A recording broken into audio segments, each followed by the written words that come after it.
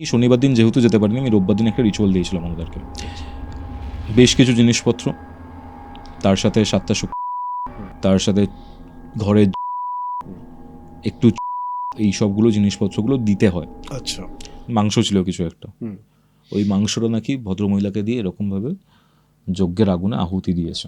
আচ্ছা, এবং আমি যখন পুরো জায়গাটা দেখছি না সূর্য, আমি সেকেন্ড যে রুমটা বললাম, সেই সেকেন্ড রুমের সামনে একটা বিল্ডিং রয়েছে।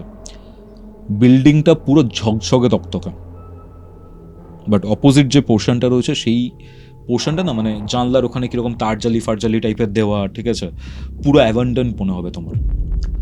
আর ওই জায়গাতে গিয়ে আমার একটা সেন্সেশন হয়েছে, এই জায়গাতে গিয়ে আমি বুঝতে পেরেছি কিছু না কিছু একটা রয়েছে। আমি বললাম যে এই জায়গাতে আপনাদের কি কিছু ফিলিংস হয়েছিল, এই জায়গাতে কি আপনারা কিছু বুঝতে পেরেছিলেন? ওনারা বললেন না এরকম টাইপের। তো আমি বলেছিলাম এই জায়গাতে কিছু একটা প্রবলেম রয়েছে, আপনারা খোঁজ খবর নেবেন। পরে আমাকে ব্যাপারটা জানিয়েছিল এই জায়গাটা। ভদ্রমহিলার আরও কী কী জিনিসপত্র মনে হয়, ঘরে থেকে একটা অদ্ভুত পোড়া গন্ধ, একটা অদ্ভুত পোড়া সিগারেটের স্মেল উনি পান। আচ্ছা, ওনার হাজব্যান্ড স্মোক করে, বাট উনি যেটা বললেন, এই যে সিগারেটের স্মোকটা, ওনার হাজব্যান্ড যে স্মোকটা করে, ওই পার্টিকুলার ব্র্যান্ডের যে সিগারেট রয়েছে, সেই সিগারেটটা যে ধোঁয়া, সেই ধোঁয়ার সাথে 30 বছর ধরে উনি পরিচিত। আচ্ছা, এই গন্ধটা সেই গন্ধটা না, এই গন্ধটা অন্যরকম একটু। এই গন্ধটা অন্য রকমের। এবং এই গন্ধটা যখন উনি বাড়িতে থাকেন না, ভদ্রলোক যখন বাড়িতে থাকেন না, তখন এই পুরো স্মেলটা নাকি উনি বেশি পান। আচ্ছা, বাথরুমেও প্রবলেম, কারণ বাথরুমটা সাউথ ইস্টে রয়েছে, অগ্নিকোণে বাথরুম রয়েছে, এবং তার অপোজিট মানে গায়ে ঘেঁষেই কিচেনটা, মানে পজিশনিংটাই এরকম, কিচেনটা তোমার নর্থ ইস্ট ঘেঁষে ঘেঁষে পড়ছে। আচ্ছা, আচ্ছা, মানে ভগবানের স্থানে, দৈব স্থানে কিচেন রয়েছে, যেখানে রান্না টান্না হচ্ছে। এই জায়গাটাও নট অসপিশিয়াস, ভালো না জায়গাটা। ভালো কথা, বাস্তুতে ড্যামেজ তো রয়েছে।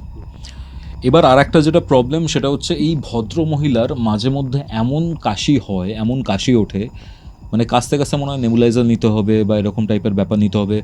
গলার মধ্যে মনে হয় কেউ আঙুল দিয়ে বাইরে ওঠার চেষ্টা করছে, মানে ধরো তোমার গলার ভেতরে কেউ আঙুল ঢোকাচ্ছে, তোমার যেরকম সেন্সেশন হবে ওরকম টাইপের সেন্সেশন ওনার হয়।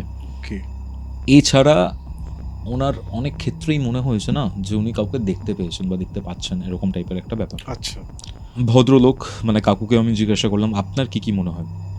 উনি বলতেন যে এই পুরো জিনিসটা কিন্তু 2022-23 থেকে স্টার্ট হয়েছে, মানে মোটামুটি 2-2.5 বছর 3 বছর ধরে এই ব্যাপারটা চলছে। তার আগেও হয়তো এই ফ্ল্যাটে বেশ অনেক দিন ওনারা ছিলেন, এরকম কোনো অ্যাক্টিভিটির ব্যাপার ছিল না। ভদ্রলোক বলছেন আমি তো রাতে কাজ টাজ করে আসি, আমি এই রুমটাতে যখন ঘুমোই আমার খুব অস্বস্তি হয়, আমি মাঝে মধ্যে না লাইট জ্বেলেই ঘুমোই। এরকমভাবে পুরো ব্যাপার স্যাপার এইরকম টাইপের পুরো অ্যাক্টিভিটি। আরও অনেক ক্ষেত্রে ওনার সামওয়াট মনে হয়েছে যে পিঠের যে পোর্শনটা রয়েছে, হার্টের অপোজিট পোর্শন, ওই জায়গাটা যেন কেউ জিভ দিয়ে চাটছে, ইরিটেশন হচ্ছে। ভদ্রমহিলার মনে হচ্ছে তোমার পিঠটা, যদি জামা কাপড় পরে আসো, বাট তোমার মনে হচ্ছে কোনো জিভ একটা তোমার পিঠটা চাটছে। আচ্ছা, তোমার যেরকম টাইপের সেন্সেশন হবে ওরকম টাইপের সেন্সেশন ওই ভদ্রমহিলার হতো। আর একটা যেটা প্রবলেমেটিক পয়েন্ট, সেটা হচ্ছে আমি যেটা বুঝতে পেরেছি, এইগুলো না সবই সিমটমস, আসল প্রবলেমটা এর থেকেও অনেক বড়, এর থেকেও আরও জটিল। ভদ্রমহিলার মেয়েও কিছু না কিছু সেন্সেশন পেতেন, কিছু না কিছু ফিলিং হতো, ভয় পেত। খুব ভালো স্টুডেন্ট, মহারাষ্ট্রতে মানে কলকাতাতে জন্ম, পরে চাকরি সূত্রে মুম্বাই চলে যায়। মহারাষ্ট্রতে সেই মেয়েটি যার কথা বলছে, আমার থেকে 2-3 বছরের বড়, সে র্যাঙ্ক করেছিল 11-12, তারপরে পড়াশুনো, মানে একদম মানে কি বলবো, উচ্চশিক্ষিত পরিবার। সেই মেয়েটিরও, সেই দিদিরও এরকম টাইপের ফিলিংস হয়েছে। ওনার অনেক পার্সোনাল ব্যাপার রয়েছে যেগুলো আমি এখানে রিভিল করছি না বা করবও না, আমি শুধু হরর পোর্শনটার ব্যাপারটাতেই যাচ্ছি। কেন হয়েছে, কি হয়েছে, সেই জিনিসটাও আমি অতটা ডিসক্লোজ করতে পারবো না, কারণ অনগোয়িং কেস, আমি ওনাদের থেকে পারমিশন নিয়েছি, পারমিশনটা নিয়েই আমি এই পুরো ব্যাপারটা বলছি। এই টোটাল ব্যাপার স্যাপার ঘটছে। আমি শনিবার দিন যেহেতু যেতে পারিনি, আমি রোববার দিন একটা রিচুয়াল দিয়েছিলাম ওনাদেরকে। বেশ কিছু জিনিসপত্র, তার সাথে 7টা শুকনো লঙ্কা, তার সাথে ঘরের ঝুল, একটু চুল, এই সবগুলো জিনিসপত্রগুলো দিতে হয়। আচ্ছা, দিয়ে 7.5 বার তুমি ঘোরাচ্ছ মাথা থেকে পা অব্দি অ্যান্টি ক্লকওয়াইজ, দেন পেট্রোল অথবা কেরোসিন দিয়ে তোমাকে ওটা জ্বালিয়ে দিতে হবে। আচ্ছা। এটা নিয়েও একটা কেস যেটা আমি বলছিলাম করেছে। প্রচণ্ড বটকা মাংস পোড়ার যেরকম গন্ধ হয়, আমি ঢোকার সময় যেরকম স্মেলটা পেয়েছিলাম ওরকম টাইপের একটা স্মেল। তুমি 7টা লঙ্কা জ্বালাচ্ছ ভাই, একটা লঙ্কা জ্বালাও তুমি ঝাঁজে মরে যাবে। এই জিনিসটা আমার ছোটোবেলা থেকে ছিল। আমি দেখতাম যখনই হাওয়া জল লাগতো বা কিছু লাগতো, আমার দিদা এইরকম মানে চুন দিয়ে লঙ্কা দিয়ে কিছু একটা করে দিত, দেখতাম গন্ধ বেরোচ্ছে না। এবার আমার তো কিউরিওসিটির মাইন্ড, আমি কোনো কিছু না ঘুরিয়ে একটা চুন মানে সরি একটা লঙ্কা চুনের মধ্যে একটু ডুবিয়ে আমি পুড়িয়ে দেখতাম আচ্ছা। যে সেম না, এক্স্যাক্টলি। এখানে ডিফারেন্স একটাই যে আমার ওপরে কিছু করা হচ্ছে না। ওটা ঠিক ঠিক। আমি সিরিয়াস বলছি, একটা লঙ্কা পুড়িয়ে আমি টিকতে পারিনি। তাহলে 7টা শুকনো লঙ্কা জাস্ট আমার দিকে ঘোরাচ্ছে, ঘুরিয়ে পোড়াচ্ছে, তাহলে স্মেলটা কোথায় চলে যাচ্ছে? ঠিক কথা। কারণ তুমি যখন এইসবের মধ্যে যাচ্ছ, আমি খুব ক্রিটিক্যাল থিঙ্কার, মানে আমার মনে হয় যে এই যে ব্যাপারগুলো হচ্ছে বা আমি যখন শুরুও করেছিলাম, এইগুলো কি বুজরুকি না এইগুলো কোনো মানে কি বলবো, মানে এইগুলো মানুষকে কোনোভাবে প্রতারণা করা হচ্ছে। অনেক সময় দেখবে যে লেবুর সাথে ছুরি দিয়ে কাটছে, দেখবে লেবু দিয়ে রক্ত ফক্ত বেরোচ্ছে। মেনলি কি করে ডিটারজেন্টে বা কিছু কেমিক্যালে তোমার ছুরিটাকে ডুবিয়ে রেখে যখন কাটছো, বেস অ্যান্ড লেবুর রস রিয়াক্ট করছে। আমি মানে এরকম টাইপেরই ব্যাপার স্যাপার ছিল। সাইট্রিক অ্যাসিডের সঙ্গে কিছু প্রবলেম, সাইট্রিক অ্যাসিডের সাথে তোমার অবভিয়াসলি তোমার যে ডিটারজেন্ট সেটা রিয়াক্ট করে একটা লাল রঙের কালার বার করে। এই ব্যাপারগুলো আমি বইতে অনেক পড়েছি এবং আমারও এই ব্যাপারটা ছিল যে এইগুলো মানুষকে পুরো ঠকানোর একটা ব্যাপার, ভয় দেখানোর একটা ব্যাপার। কলার মধ্যে কি হয়, ছুঁচ দিয়ে আর পার করে নিয়ে কলা খুলে দিচ্ছে, কলার মধ্যে প্রত্যেকটা কলার মধ্যে ভাঁজ পড়ে গেছে, দাগ পড়ে গেছে। এগুলো রিচুয়ালস, এগুলো মানুষকে ঠকানো আর কিছুই না। এগুলো রিচুয়ালসও নয় ভাই, এগুলো রিচুয়ালসও না। এক্স্যাক্টলি। এগুলো মানুষকে একটুখানি তাৎক্ষণিকভাবে এ করে দেওয়া, মানে নিজেকে একটা কিছু একটা ট্রাস্ট গেইনিং জাস্ট ফর মানুষের মেন্টালিটির সাথে খেলছে। তো এই ব্যাপারগুলো আমার মধ্যে ছিল যে এইগুলো কি করছে, এইগুলো কি আদৌ ঠিকঠাক না, এগুলো ভণ্ডামি। আমার এই ব্যাপারটা ছিল, আমি দেখেছিলাম। শুকনো লঙ্কার ব্যাপারটা তোমাকে বললামই, আমি টিকতে পারিনি। এই জিনিসটা আমার খুব আশ্চর্য লেগেছিল। এবং তারপরে আমি যখন ওই ভদ্র মহিলার লঙ্কা পোড়াবার পর যখন গন্ধটা পাচ্ছি, লঙ্কার ঝাঁঝ নেই, কোনো গন্ধ নেই, এরকম টাইপের একটা পোড়া গন্ধ পাচ্ছি, মাংস পোড়া গন্ধ পাচ্ছি, বটকা একটা গন্ধ পাচ্ছি। It is not at all good. যদি লঙ্কার গন্ধ পেতো কোনো প্রবলেম নেই, লঙ্কার গন্ধ শেষের দিকে গিয়ে একটু কম করে পাচ্ছ, ফার্স্টের দিকে পাওনি, তার মানে নজর লেগেছিল, কেটে গেল। গন্ধ পাচ্ছ না মানে প্রবলেমেটিক। আর এরকম টাইপের গন্ধ পাওয়া মানে ঘরের মধ্যে কিছু না কিছু প্রবলেমেটিক ব্যাপার, কিছু না কিছু তান্ত্রিক অবিচার ক্রিয়ার ব্যাপার, কিছু না কিছু ব্ল্যাক ম্যাজিকের ব্যাপার, এইসব হয়ে রয়েছে। ওকে, বুঝতে পারলাম এখানে প্রবলেম রয়েছে। এবার ডেফিনেটলি আমারও ফ্লাইট রয়েছে, আমাকেও ফিরে আসতে হবে। আমি তাৎক্ষণিক কিছু একটা ব্যাপার স্যাপার ওনাকে দিয়েছি রেমেডি হিসাবে, বলেছে এগুলো আপনারা পারফর্ম করুন, আমি তারপরে দেখছি কি করা যায়। ওইসব দিয়ে আমি ওখান থেকে বেরিয়ে এসেছি। আচ্ছা, ওকে। তারপর ফ্লাইট বাড়ি।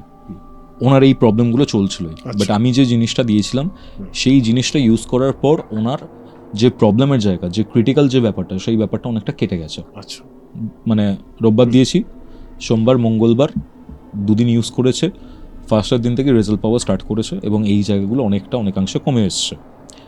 বাট এখানে একটা ক্যাচ আছে, এই জিনিসটা কিন্তু সিমটমসটা কমেছে, প্রবলেমটা কিন্তু সলভ হয়নি। বুধবার দিন ভদ্রলোক আমাকে ফোন করেন, বললেন যে কৌস্তভ আমি কলকাতাতে আসছি, আমার কিছু অফিসিয়াল কাজও রয়েছে, তার সাথে সাথে আমি তোমার সাথে দেখা সাক্ষাৎও করবো, এইসব ব্যাপার নিয়ে কথাবার্তাও রয়েছে।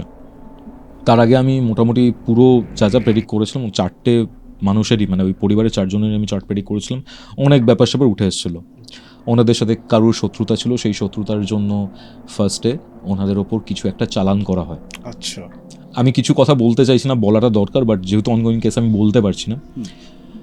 চালান হয়েছে, সেই চালানের পর একজন মুসলিম ভদ্রলোকের সাহায্য ওনারা নিয়েছিলেন। সেই মুসলিম ভদ্রলোক জিন টিন এইসব দিয়ে কাজ টাজ করতেন। আচ্ছা, উনিও মাঝ রাস্তায় কাজ করতে করতে কাজটাকে বন্ধ করে দেন। ভদ্রলোক ভদ্র মহিলাকে একটা হাড়ের কিছু একটা দিয়েছিল, হাড় মানুষের হাড়ের কিছু একটা দিয়েছিল। এরপরে যখন দেখছে কাজটা হচ্ছে না বা উনি যে কাজটা করছেন সেই কাজটা কেটে যাচ্ছে, এনারা ভয় পেয়ে যা ছিল ওই হাড়টার সময় ওই মুসলিম ভদ্রলোককে ফেরত দিয়ে দিয়েছে। তারপরে আরেকজনের কাছে ওনারা যান, জায়গার নাম বা কোনো কিছু বলছি না, সে টেকনিক্যালি এদেরকে ইউজ করেছে নিজের সাধনায় সিদ্ধি লাভ করার জন্য বা কিছু করার জন্য। আমাকে বলছে এরকমভাবে যজ্ঞ চলছে, পাঁঠার মাংস রয়েছে, মাংস ছিল কিছু একটা, হুম। ওই মাংসটা নাকি ভদ্রমহিলাকে দিয়ে এরকমভাবে যজ্ঞের আগুনে আহুতি দিয়েছে। আচ্ছা। দেখো এইসব রিচুয়ালস হয়, ঠিক আছে, বাট তুমি কাকে উদ্দেশ্য করে নিবেদন করছো সেটাও খুব ম্যাটার করে। আমি যা সিমটমস যা যা শুনেছি, যা যা ডিটেলস দিচ্ছি না এখানে, বুঝতে পারলাম প্রেতকে আনা হয়েছে এখানে, আচ্ছা। প্রেতকে নৈবেদ্য প্রদান করা হয়েছে, একটা ব্যাপার এরকম ওনার সাথে হয়েছিল। ওকে।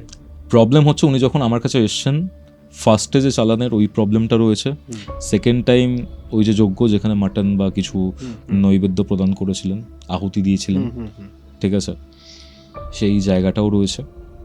দুটো জায়গার প্রবলেম মিলেমিশে এক হয়ে গেছে। আচ্ছা। তারপরে এই কেসটা আমার কাছে এসছে।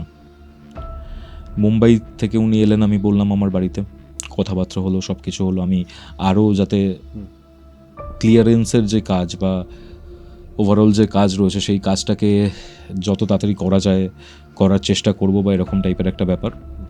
সেই সময় কি হয়, সেই সময় এটাই হয়, আমরা কোনো ডেট পাচ্ছি না জানুয়ারি মাসের মধ্যে। আচ্ছা। তো আমি কি করলাম, ওনাকে যাতে আরও বেশ কিছুদিন চলে সেরকম টাইপের কয়েকটা জিনিসপত্র দিয়ে দিলাম। উনি আবার মুম্বাইতে নিয়ে চলে গেলেন। থেমে যাচ্ছে। ভদ্রমহিলার সেরকম আর কোনো প্রবলেম হচ্ছে না। বাট যখন থেকে আমরা ক্লিয়ারেন্স, বাড়ির যে ক্লিয়ারেন্স, বাস্তুতে যে যোগ্য হবে, যা যা রিচুয়ালস হবে, সেই সময়ের ডেট অ্যান্ড টাইমটা নিয়ে আমরা কথাবার্তা বলছি বা ওনাকে আমি একটা ডেট দিয়েছি, সেই সময় থেকে আবার ভদ্রমহিলার ওপরে বাড়াবাড়ি শুরু হয়। আচ্ছা। অ্যান্ড সেটা খুবই মারাত্মকভাবে, মানে ইভেন এখনও চলছে। আমার যারা টিম মেম্বার রয়েছে দেখে যে রাত 1:30-2টোর সময় কারোর সাথে আমি একটা ফোনে কথাবার্তা বলছি।